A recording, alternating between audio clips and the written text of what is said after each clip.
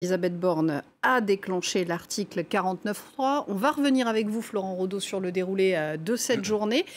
Comment le gouvernement a finalement décidé d'avoir recours au 49.3 alors qu'il assurait jusqu'à la mi-journée qu'il préférait avant tout le vote sur ce texte? Oui, c'était le scénario rêvé par l'exécutif qu'il y ait un vote, que ce texte soit approuvé notamment par les parlementaires républicains, mais tout s'est joué dans l'après-midi. Un conseil des ministres a eu lieu à l'Élysée, donc Emmanuel Macron et Elisabeth Borne qui ont tout simplement fait les comptes à quelques heures de ce vote.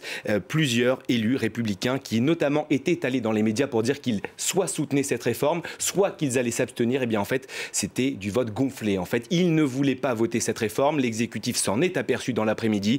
Et donc, Elisabeth Borne n'a pas eu d'autre choix, approuvé bien sûr par Emmanuel Macron, ce choix qui lui a donné cette responsabilité dans l'après-midi aux alentours de 14h20, 14h25, d'enclencher donc cet article 49.3. On a pu voir ces images tout à l'heure, Audrey. Rarement on aura entendu autant de bruit dans l'hémicycle.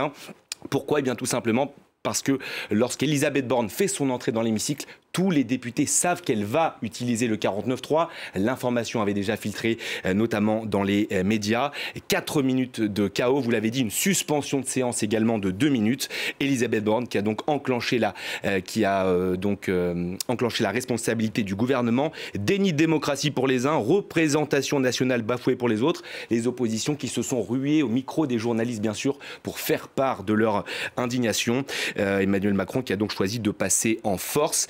Pour vous dire, pour vous parler de ce vacarme, certains députés de la NUP n'ont même pas entendu le discours d'Elisabeth Borne. C'était notamment le cas de Boris Vallaud qui l'a assuré, cet article 49.3. Il est légal, mais il est brutal. Et les motions de censure, elles doivent être déposées dans les 24 heures avant demain à la mi-journée. Est-ce que l'opposition à cette réforme, elle peut faire tomber le gouvernement? Alors justement, revenons également, si vous voulez bien Audrey, sur les propos d'Elisabeth Borne ce soir.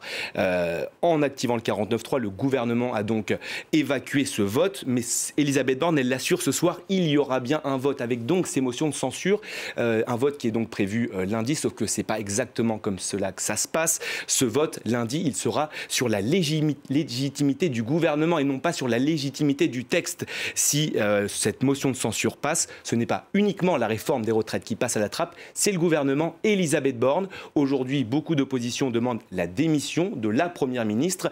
Elle a assuré, en tout cas cet après-midi, lors du Conseil des ministres, qu'elle était prête à assumer ce rôle de fusible. On verra bien lundi ce que la motion de censure donne. Je vous propose d'écouter Elisabeth Borne. C'était ce soir chez nos confrères de TF1. Le 49.3, ça permet aux oppositions de déposer une motion de censure et que cette motion de censure, elle fera l'objet d'un vote. Et donc ce vote, finalement, ça sera ceux qui sont pour ou ceux qui sont contre la réforme. Donc cette réforme, elle a suivi un processus démocratique, des heures de débat à l'Assemblée, des heures de débat au Sénat, un vote au Sénat, et il y aura dans les prochains jours un vote à l'Assemblée nationale. Alors, 3 motions de censure vont être déposées, une par le Rassemblement national qui ne sera pas votée par la NUP, une par la NUP mais qui ne sera pas votée par les Républicains frondeurs. La seule qui a des chances d'aboutir, c'est cette motion transpartisane, celle de la LIOT. Des élus PS et des élus républicains vont la signer pour obtenir ces fameuses 58 signatures pour qu'elle soit soumise au vote. Elle sera donc étudiée lundi dans l'hémicycle. Et on suivra ça.